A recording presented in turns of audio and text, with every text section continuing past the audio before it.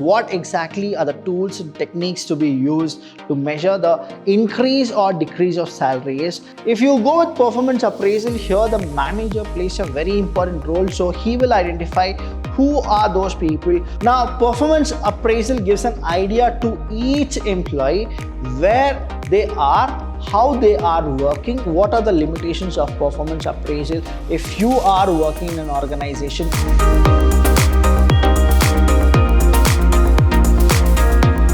Hello everybody, a warm welcome to one and all. I'm Abhilash Chandra from the Department of Commerce and Management in Vidyashram First Grade College, the Temple of Excellence. Welcome to all the students for the second session of performance appraisal. In the first session, we went with the meaning and definition about performance appraisal and why exactly performance appraisal is in need and what are the objectives of performance appraisal. We have only seen the points of the objective of performance appraisal. Today, I'm going to explain you what are the objectives of performance appraisal. So when we go with the objectives here, we have salary increase. To increase the salary, we really need performance appraisal to identify whether we need to increase the salary of the employees or not. How exactly we will go with the parameters? What exactly are the tools and techniques to be used to measure the increase or decrease of salaries? There is only one kind of a thing, that is the performance appraisal.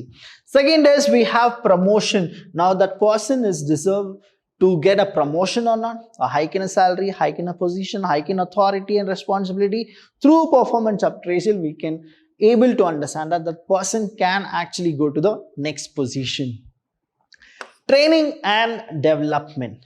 Now, whenever we go with performance appraisal, that too, if it is unbiased, we can actually judge a person whether that person can actually go for training or development, or he cannot go for training and development. Feedback, and the last one is pressure on employees. So what is the first one? Salary increase. Now, performance appraisal plays an important role in making decisions. What is it? Making decisions about the increase in salary or not. Now, increase in salary of an employee depends on how he is performing his job. Now, whether he is efficient, inefficient, is he doing it for the organizational growth, or whether he is doing only for his personal growth, everything you will get to know clear cut through performance appraisal. Evaluation of an employee that takes place on a continuous basis. See, if performance appraisal is done continuously, it is not to be biased. If you go with performance appraisal, here the manager plays a very important role. So he will identify who are those people who are for the organization, who are those people who are against the organization, who are those people who are working properly and who are not working at all. So here evaluation is done by whom? The evaluation of an employee is done by the manager. And here when he goes with evaluation of an employee, which takes place on a continuous basis, maybe formally or informally. So it depends on the manager whether how he is actually looking at the candidate, or whether it is formal or it is informal. Now, promotion. Performance appraisal gives an idea about how an employee is working in his present job and what are his strengths as well as his weakness. So here we will get to know that the person who can take the stress and the person who cannot take the stress. Say example, we have the levels of management. If you understand the levels of management, say supervisor level, then we have the middle level, and the last one here is the top level. Now the top level is the pinnacle. Now if you go vertical, hierarchical, supervisory level person, if he gets promotion, he'll go to the middle level. Now the middle level person, if he gets the promotion here, now he'll actually join the top level. But here we'll get to know on what basis he is able to actually climb the stairs of the supervisor level. So it is all because of one kind of a factor which is called promotion. And through the evaluation of performance appraisal, we can judge that who the person is who can take more load, more authority, and he can actually give justice to the position where he is getting it. Now, in comparison to his strength and weakness, it is decide whether he can be promoted to the next higher position or not. If, say example, if necessary, what additional training is required. Similarly, it could be used for demotion, discharge of an employee, and transfer also. That means here, say I am a person who is in the middle level where I need to go to the top level. But if I have that efficiency, if I have that zeal, then definitely I'll get a promotion. But that zeal and efficiency is not enough. I need to go for what? A proper training, that is the additional training. How will those people will get to know that if I get training, then I'll have that ability through performance appraisal. They'll get to know that whether I can go to the next level or not. The same way here also. In the performance appraisal only, now say example, they would have given me a middle level job here. Now I'm not doing good at all. So they can actually estimate whether I'll stay in the same position or whether I'll go to the next position, or will I be retained in the same one, or will I come down. So it is all the performance appraisal which will actually give me the proper thing, that is whether I'll go up or I'll go downwards. Next we have is training and development. So performance appraisal, which is we call that as PA, gives an idea about the strength and the weakness of an employee on his present job. It gives an idea about training required by an employee for overcoming the limitations that an employee is having for better performance in future. So it is the manager who will actually record each and every aspect. So the manager will have a file for each and every employee where he'll actually on a daily basis,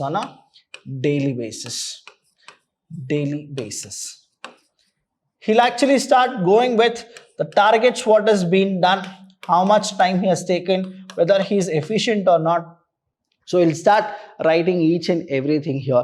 Only then when the short goals are met, the medium goals are met, the long goals are met, now he'll feel that that consistency is being there.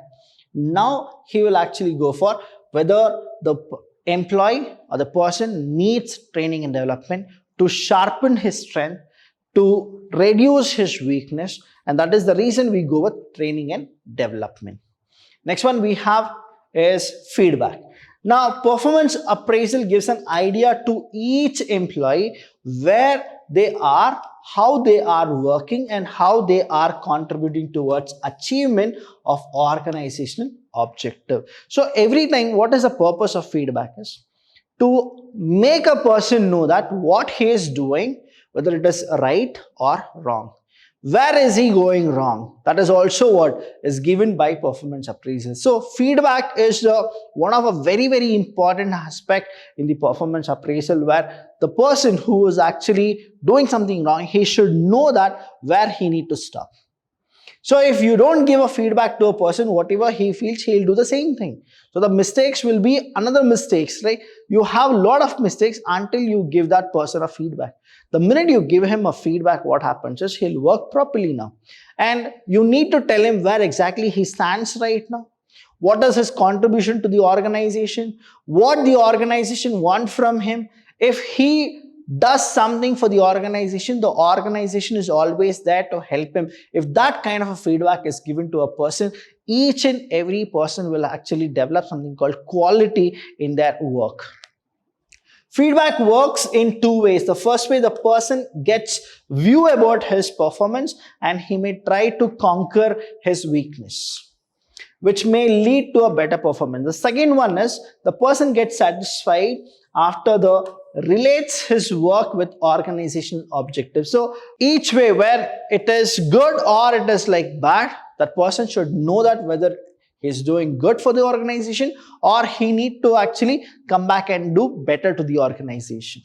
It gives him an idea that he is doing a meaningful work and can also contribute in a better way. That is why feedback is very important in performance appraisal. And without feedback, let me tell you, performance appraisal is incomplete. Pressure on employees. Now, performance appraisal put a sort of stress on employees for better performance. That means targets will be given. lot of targets will be given. They'll check whether you can actually handle the stress or not. Okay, all these will actually happen. If the employees are aware that they are being appraised in comparison to their performance, and they will have positive and acceptable behavior in this, they'll actually get more respect. So this is what the pressure on employees are.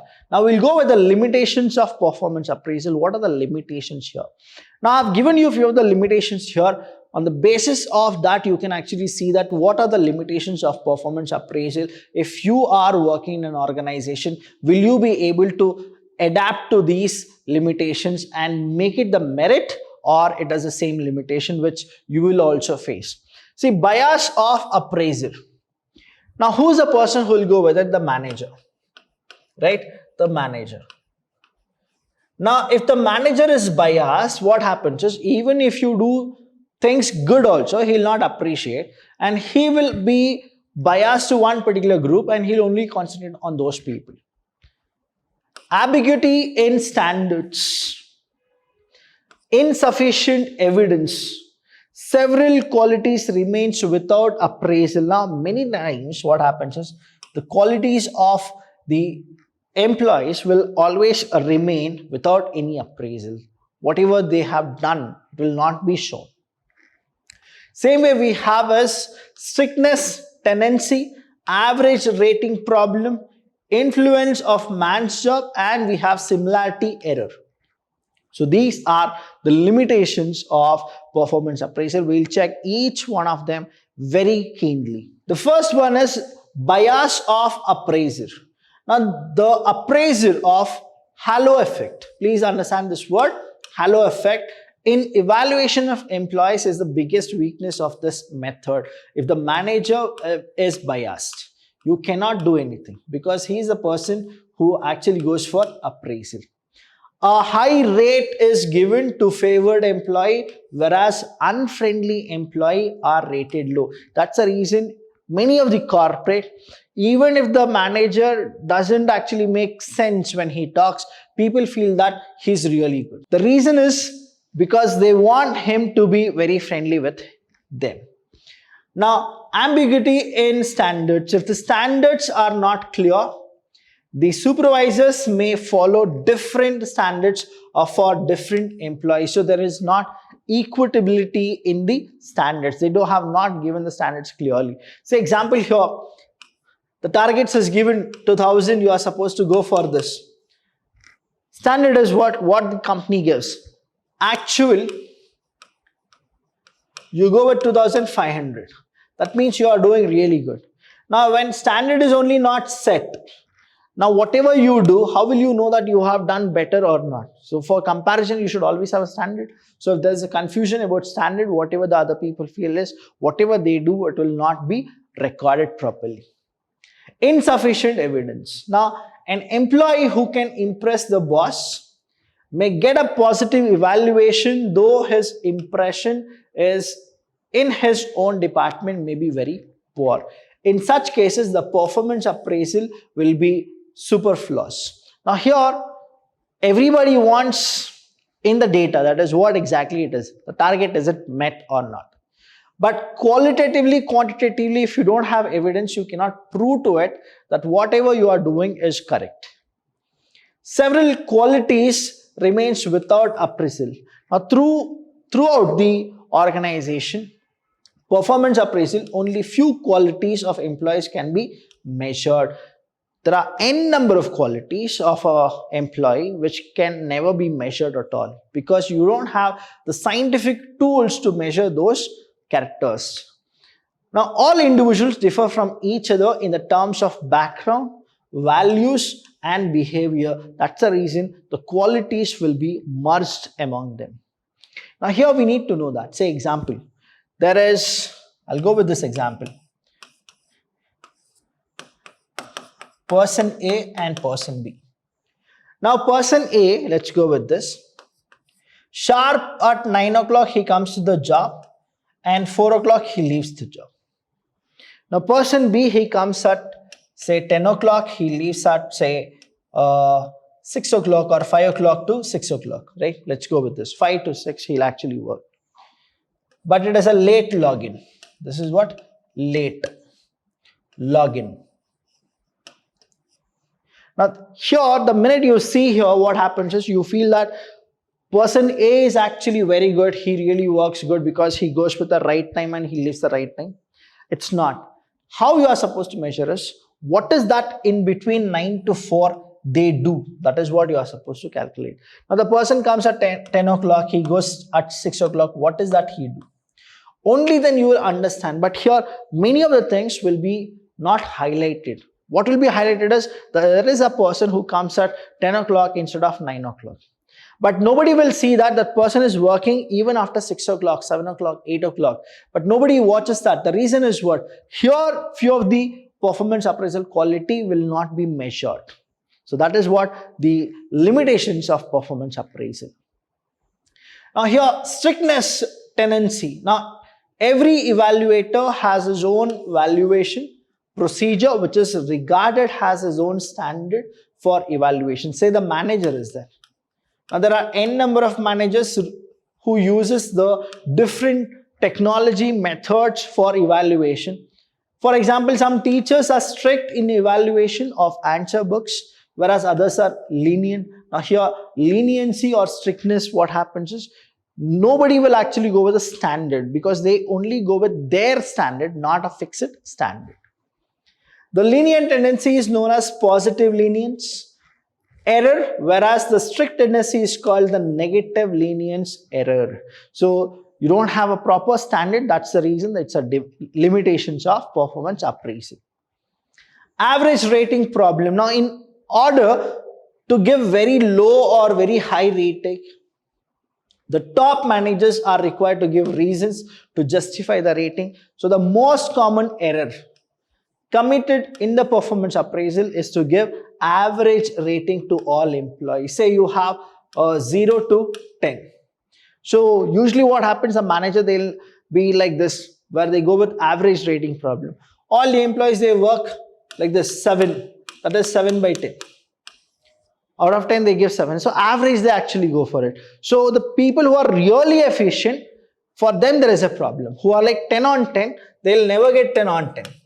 But people who are 1 on 10, now they'll also be in 7 on 10. So that is where there is a problem. That is the average when they go with it.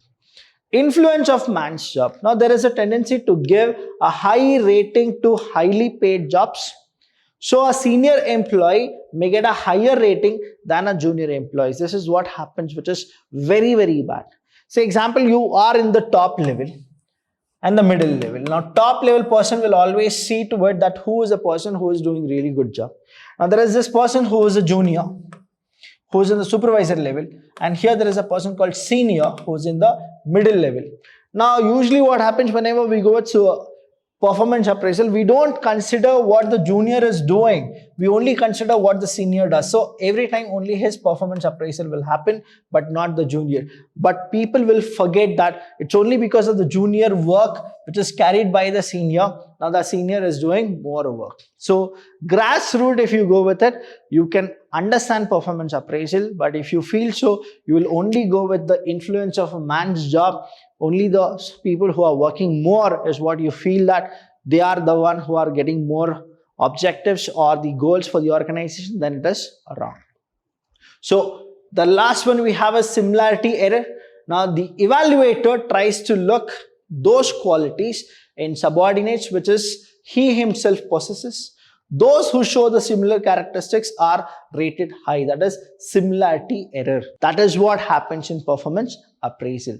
So any doubt regarding this session, please do call us. We are always there to help you. Thank you so much. Limitations of performance appraisal is a very, very important topic. It will definitely come in the examination. So please go through this video once again if you have not understood. Thank you so much. I'll see you when I see you.